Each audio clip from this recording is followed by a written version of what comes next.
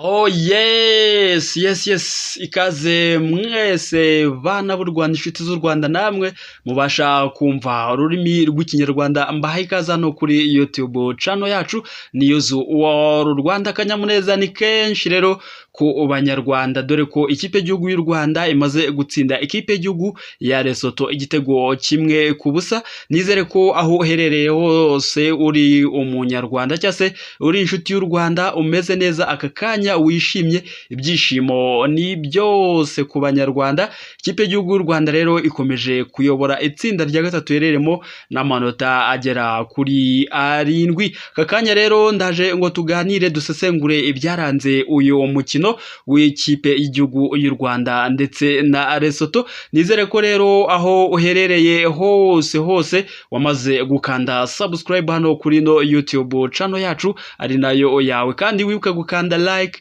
share ndetse na comment kugira ngo ibyiza byose bijye biza tubireba nawe bikugereho muri mu bambere b'indashyikirwa cyane. Abamaze gukanda subscribe rero ndabashimiye mwese, by'umwihariko nawe utarabikora rero igihe ni iki ngiki, ngaho ufatirana nawe ukande subscribe kugira ngo tujye tubana buri munsi.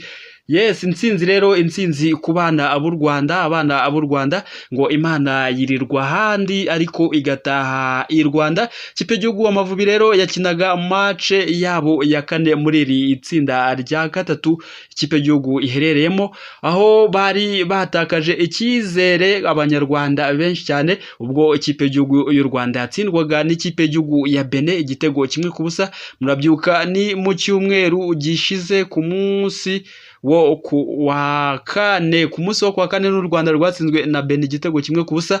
Abanyarwanda benshi baravuga ati amahirwe y'u Rwanda aragoye kuba yatsinda umukino ukurikiyeho cyangwa se kuba yakwisubiza umwanya mbere, ko uyu mwanya wa mbere ikipe y'igihugu y'u Rwanda yari umazeho amezi agera kuri 6 yose. Amezi 6 rero niyo ikipe y'igihugu yari imaze ku mwanya wa mbere, none irongeye irawisubije, igiye kongera kumaraho igihe kirekire kuko ino mikino izagaruka mu kwezi kwa gatatu.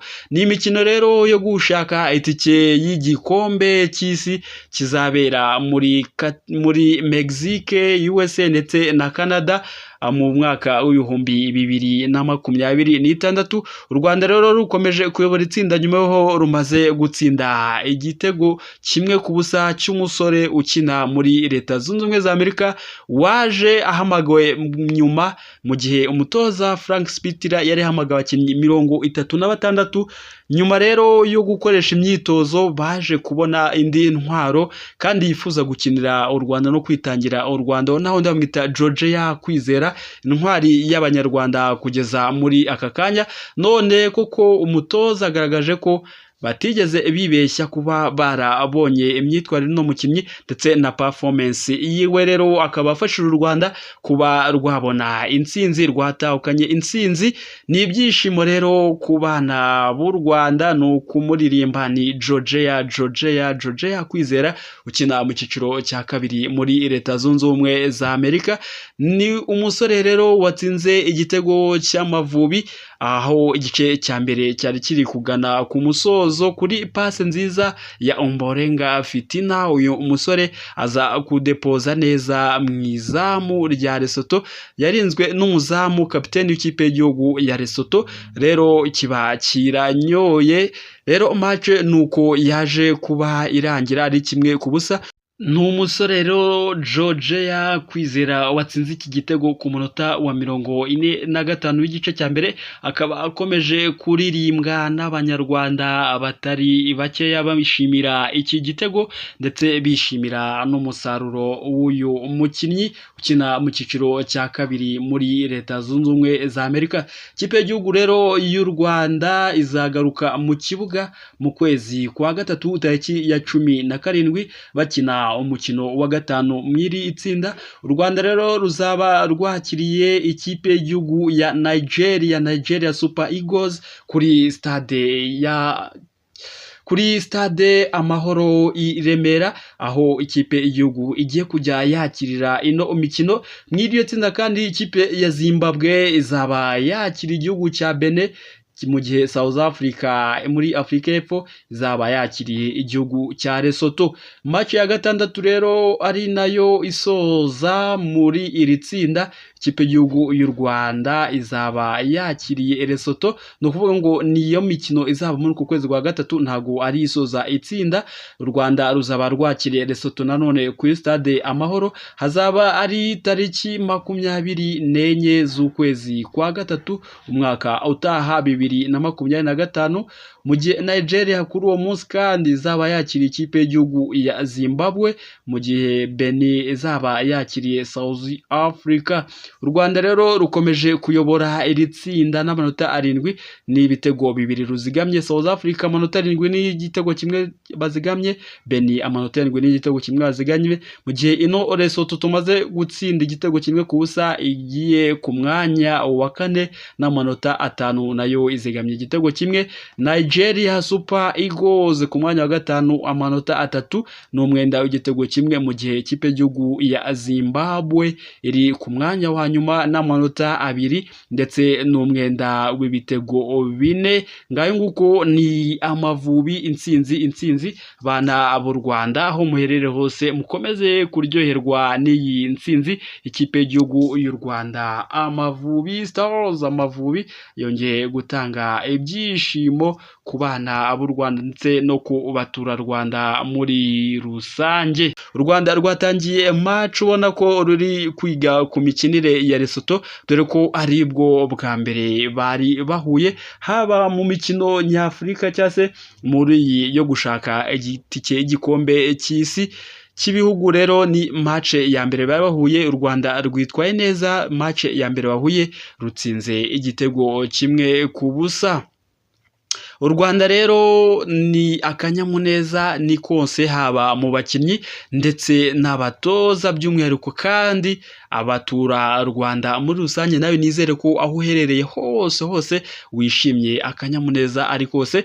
Mu gice cya kabiri rero u Rwanda rwaje rusa nkaho ruri gucunga abakinnyi cyane ba Lesotho, buvuga ati ntabwo mugomba kugera mu kibuga cyacu, dore ko u Rwanda rwageragezaga gukuraho baro zabaga zigeze mu kibuga cyabo zikagisubiza mu kibuga cya adversaire cyangwa se mu kibuga cy'ikipe y'igihugu ya Lesotho, dore ko uburyo bukomeye bwabonetse ku ruhande rwa Lesotho mu gice cya kabiri ari bumwe, aho baje kuba batera poto kuri kona yaritewe neza na nimero 11 wa Lesotho, gusa umupira uza gufata igiti kizamu uba uvuyemo, gutyo u Rwanda rwarorokotse kuba rwakwishyurwa iki gitego. U Rwanda rero Amavubi ayoboye iri tsinda rya gatatu n'amanota agera kuri 7, anganya n'ikipe y'igihugu ya South Africa imaze gutsinda nayo ikipe ya Zimbabwe ibitego 2 ku gitego kimwe, kandi aya manota yanganya n'igihugu cya Benin cyadutsinze ku munsi wo kwa kane ushize, nayo binganya amanota ajya kuri 7, gusa u Rwanda rukaba ruzigamye ibitego byinshi kurenza ayo ma ekipe yombi, dore ko u Rwanda ruzigamye ibitego bigera kuri 2 mu mikino 4 bose bamaze gukina, mu gihe South Africa ndetse na Benin bose bazigamye igitego kimwe. Ngaho nguko rero ni ikipe y'igihugu y'u Rwanda ibashije kwitwara neza, abakinnyi basohotse mu kibuga bishimye, dore ko agaprime nako kaje kuba kazamuka cyane, aho ikipe y'igihugu y'u Rwanda abakinnyi ndetse na coaching staff n'abayoboye delegation buri wese yemerewe prime yagera kuri miliyoni y'amafaranga y'u Rwanda. Ubu ngubu rero abakinnyi ndetse n'abo ba staff bose aya amafaranga bamaze kuba bayakenyereraho. U Rwanda rukomeje kuyobora itsinda, rukomeje gukora amateka, aho mu mikino igera kuri 4 batsinze 2, batsindwa 1 ndetse banganya 1. Uyu umutoza rero Frank Spitler w'Umudage akomeje gukorera amateka mu Rwanda, ko ino ya game ya gatandatu akinnye atoza ikipe y'igihugu y'u Rwanda Amavubi, amaze gutsindamo imikino igera kuri 3, anganya imikino 2, atsindwa umukino 1, aho kandi amaze kwinjizwa igitego kimwe we yinjiza ibitego bigera kuri 5. Ni impinduka rero zikomeye mu Rwanda, dore ko ikipe y'igihugu y'u Rwanda nubwo yajyaga ikunda kunganya ubusa ku busa, none ubu ngubu isigaye ireba izamu nayo ikabasha kuba yashyira muri file. Ibitego 5 mu mikino igera kuri 6 ntabwo ari bike ugereranije n'imyaka twagiye tunyuramo, haba mu marushanwa twagendaga twitabira, haba Sekafa, haba Cani, haba imikino yo gushaka itike yo kujya mu gikombe cy'isi ndetse no kujya mu gikombe cy'isi. Ntabwo twapfaga kubona ibitego cyangwa se igitego na kimwe mu mukino twaga turi bukine. Ni ibyishimo rero mu bana b'u Rwanda ndetse n'inshuti z'u Rwanda muri rusange. Bana natwe rero hano kuri YouTube channel yacu ni News World Rwanda. Nizere ko wamaze gukanda subscribe, like, share ndetse na comment kugira ngo ujye ubona ibyo tukugezaho buri munsi, buri uko amakuru amanutse tuba turi nayo tuyakugezaho 5 kuri 5. Ijoro ryiza rero niryo nkwifurije, dore ko Amavubi match irangiye nonaha ku isaha y'2 rero tugeze mu mwanya w'ijoro. Bihe byiza ndetse urare aha aryana. Hasta la vista.